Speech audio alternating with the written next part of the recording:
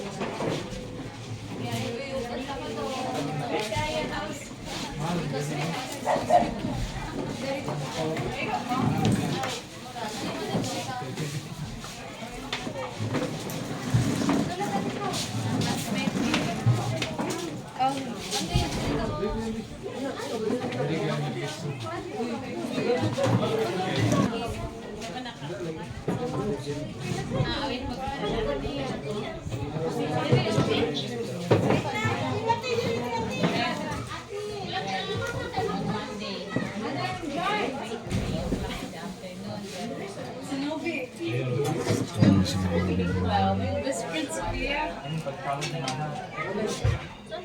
What time are we going to eat? 5 p.m. Nag-white meat.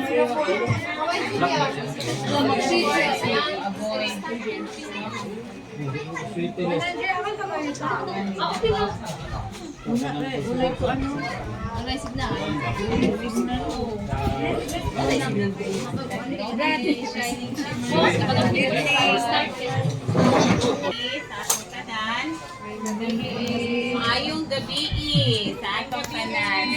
Evening. So, welcome no sa atong celebration tonight for the 80th birthday of Sophia. So, before ta mga on, of course, ato sa yung i-acknowledge ang Lord mga maoy sinugdanan sa akong mga kinabuhi. So, let me just read the word of God para kang Sophia. Psalms 37, verses 23 and 24. Ingon diri if the Lord delights in a man's way, He makes his steps firm. Though he stumble, he will not fall, for the Lord upholds him with His hand. So, ako basa sa Cebuano, no? So, tutulan sa Ginoo ang tao sa iyang pagalaktan. Ligunon niya siya nga nagpahimuot kaniya. Verse 24. Umapukan siya, makatindog siya dayon, kay bangunon man siya sa Ginoo. So, ang mensahe nga akong ibilin sa imo Sophia, since musulod na ka sa gingon nga pagkadalaga, and biyaan na nimo ang mga childish na mga attitude, you are about to enter into a 18 nga edad, meaning to say, padulong na ka sa kanang maturity. No, ingon diri tinguha sa imong pagkinabuhi, isip usa ka dalaga, malipay ang Ginoo kay iya ang tutulan sa tanan nimong buhaton, sa tanan nimong pangandoy, sa imong plano, sa imong damgo sa kinabuhi. So, it's a new beginning. Kung mag-ikot ka nitag number, ang 8 is a new beginning. So, 18 means new beginning, new journey, new destiny, new dreams sa life. So, kumbaga pa, imo nang ibiyaan ang pagkabataot, musulod na ka karon sa medyo matured na ka, nabalo na ka sa imong pangandoy sa kinabuhi. Pero ingon diri tinguha you desired nga sa matag adlaw nimo nga pagkinabuhi, malipay gid ang Ginoo. Kay you will be more successful. So ingon ko di makasinati man kuno kag mga failures sa kinabuhi, pero hinumdumi ang Ginoo kanunay mo supply sa imuha. Along the way sa imong pag-eskwela, dili gid malikayan na ay mga failures, na ay mga troubles, but see to it nga dili ka mo biya sa pagsalig sa Ginoo, kay ang Ginoo mo itag-iya sa imong kinabuhi. Now, you turned 18 today. And praise God for those tuig o kanang sa sulod sa 18 ka tuig. Tanawa imong kaugalingon yun sa kapagpalangga sa Ginoo, yun sa kapagpalangga sa imong ginikanan. No, dili tanan nga mag 18th birthday na ay litsod. Dili tanan nga mag-birthday handaan, tama? So dili tanan nga mag-birthday og 18 make-up pa, napakay photographer, napakay mga bisita, dili tanan. And you are blessed. Sophia, you are blessed. Matinood lang. Blessed ka. Kaya nga naman, kayo mo bulso, naman pila ni Katilo, napakay no? And you are blessed because bang naakay opportunity nga makashare sa imong blessing, sa imong classmates, sa amo, sa imong family. Bisa pa siguro sa tibok barangay, sa Bintar. No? So, you are blessed. Kaya nga, dili tanan maka-afford. Siguro kung pintahon ako, kulang-kulang ang 20. Walay labot sa mga no? So you are blessed. Naghago ang imong ginikanan, imong family, ani po imong mga classmates, isan pa sila sa Valencia, dayo siguro uban ani. Importante ka para sa ilaha. Importante po ka para sa amo kay gituyuan gid ka namog anhi diri. Meaning to say, sa imong mga damgo, sa imong mga plano sa kinabuhi, see to it nga malipay gid ang Ginoo. Nanuman, sa panahon nga naakay pangayoon sa iyaha, kay for example, gusto nimo nga mahimong successful, makauman ka sa imong pag-eskwela, ihatag gid sa Ginoo. And dili lang, one thing lang akong ibilin sa tanan ng estudyante, abi ninyo, gamay ra gid ang kalipay sa ginikanan. Gasto man siguro ang ginikanan mga 20, 30, pero ang kalipay sa ginikanan, diploma ra gyud sa paghuman sa inyong kolehiyo. It's just a piece of paper na nakaingon lang, nakahuman ka. Dili na kwintaon sa ginikanan ang iyang pagpaeskwela gikan o ang pagburos pa, ang pagpanganak pa, ang pagpaeskwela pa, dili na kwintaon sa ginikanan. Pero ang kalipay nga pwede natong mahatag sa atong ginikanan, kana lang yung makauban sila pagpasok during sa inyong graduation day nga nakahuman mo. No? So, mora na akong mabilin sa imo, Sophia, kung naakay mahatag balik sa imong ginikanan, makita nimo ilang ang kahago. I would like to say this sa tanan that walay perfecto nga mga parents. Labaw po ta nga mga anak, dili po ta perfecto. So, dili ta mo ingon nga, may pangginikanan ni so and so, kay buutan, no, walay perfecto nga parents. Patanan nga ginikanan maning kamot.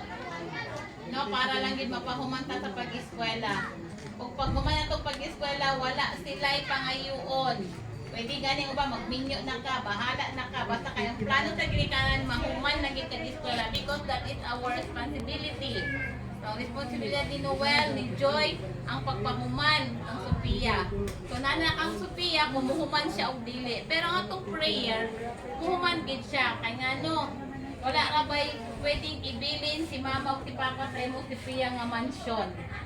Mapod na ang gitudlo sa akong ginikanan. Yung sa akong ginikanan, ingon, o eskwela gid ka, eskwela mo nga naman. Wala mi yuta, wala mi kalabaw, wala mi baboy, wala tanan nga pwedeng ibilin sa amua.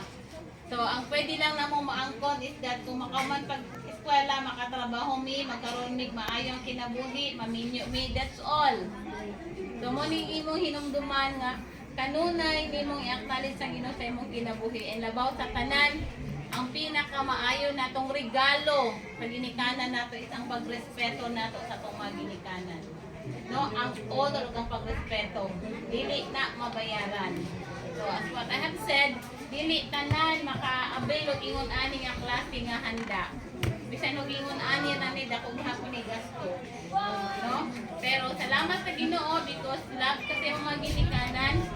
Love ka sa imong mga classmates, love ka sa imong mga silingan, sa imong mga tita o tito, love ka sa tibok barangay Bintar. No?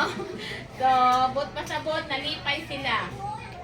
Nga ang usa ka bata nga Sophia, dalaga na. I remember no, kanang napa ko diri sa una, gatulo pa ko diri sa Bintar, diri gid ko gakatulugan.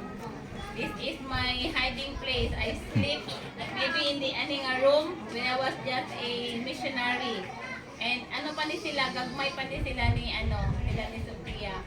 And muna mabilin sa imong Sophia, please ayaw kalimot nga pasalamatan nimo ang imong ginikanan. They're not perfect, pero labaw po nga mga natili perfecto. So ang ako lang gusto makita that one day maimbitahan po ko nimo sa imong graduation day.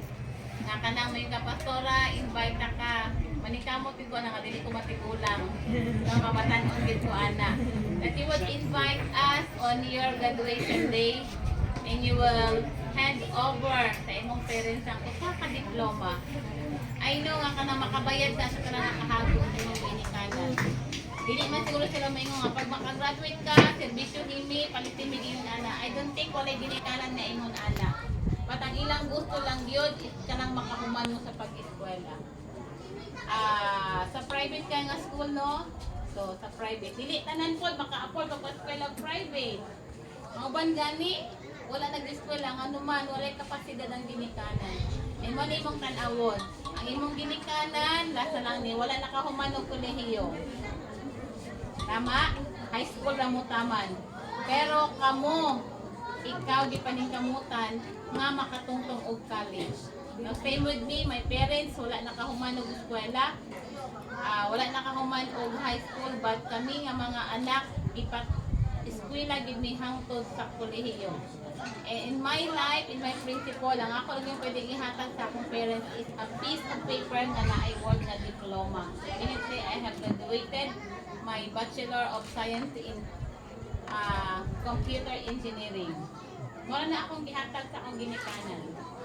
So, I hope and I pray that one day, upa naman ka tuig, dali ra kayong tuig, maimbitahan ako minimo to join with you in your happiness that you became a graduating nga ka na nakahuman gid ka. Nakahuman ka nga wala ka naghatag og kagul-anan sa imong mga ginikanan.